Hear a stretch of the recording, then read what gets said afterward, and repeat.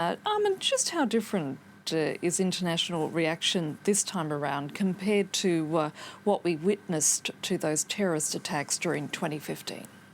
Yes, so Annette, when you mentioned 2015, obviously we're talking about the killing of the journalist Charlie Hebdo, the satirical weekly that published cartoons of the Prophet Muhammad.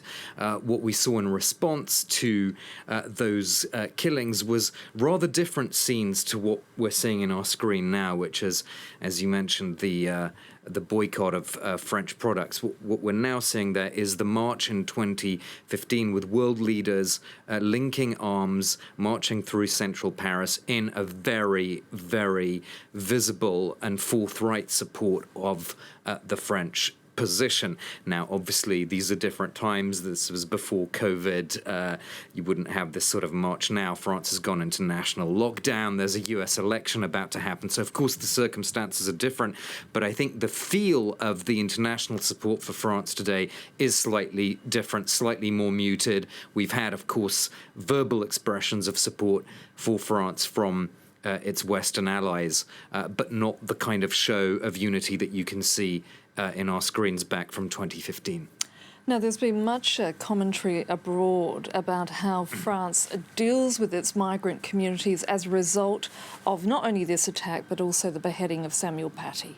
Yeah, there's been a lot of commentary about that, and particularly if one thinks of liberal publications in the Anglosphere like the New York Times, which have focused on what they call the failure of the French model of integration, and that focus on the integration of minorities. Of course, the word is not accepted in French public discourse. It's led to exchanges on Twitter of the kind that I want to show you, with former French ambassador to the UN, Gérard Araud, saying, "Will the New York Times understand that, of course, France should be better at integrating its immigrants, no less or no more than other immigration countries, but it is facing the direct threat of radical Islamism, which reflects a radicalization of some parts of world Islam."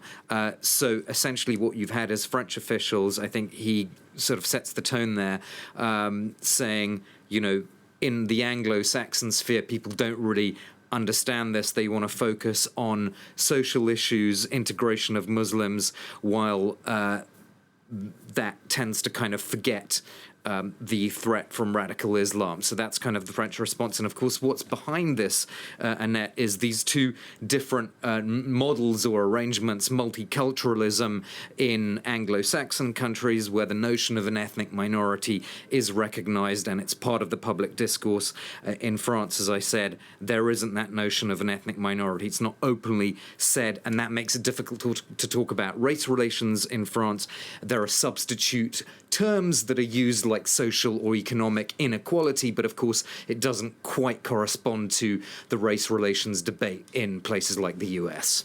You've been talking there about the French response, but perhaps what I want to talk about for the international viewer is the French view of, notion of integration versus multiculturalism, because they're two very different, distinct things, aren't they? Yeah, but what some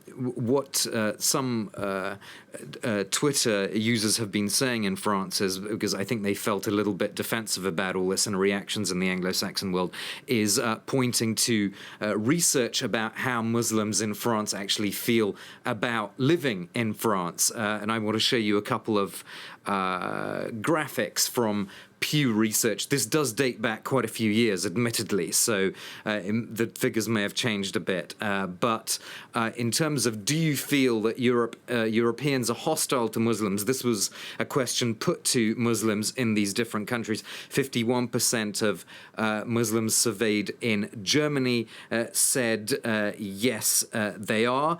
In the UK, that figure was 42%. Can we have it maybe full screen? 42% in the UK. In France, 39% said, yes, there's hostility towards Muslims. So quite low down on that scale, 31% for Spain. Let me show you also a related question, which was, do you consider yourself first and foremost a Muslim or a citizen of your country. In the UK, very interesting statistics, again, and this goes back about 10 years. I think it's the latest large-scale research on this. 81% of people said, yes, I feel Muslim first and foremost, 69% for Spain, 66% for Germany. Only 46% of French Muslims who are surveyed said, we feel Muslim first and second French. So maybe, looking at that, maybe things are not so bad as they've occasionally been portrayed in the media outside France. But the question still remains. Why is France so vulnerable to these attacks? Because since early 2015, since Charlie Hebdo, there have been no fewer than 33 attacks or attempted attacks with some kind of Islamist link. So that is a very, very high rate, and it seems to be a really persistent thing that France is incapable of fully dealing with. Armen Georgian, thank you for breaking that down for us.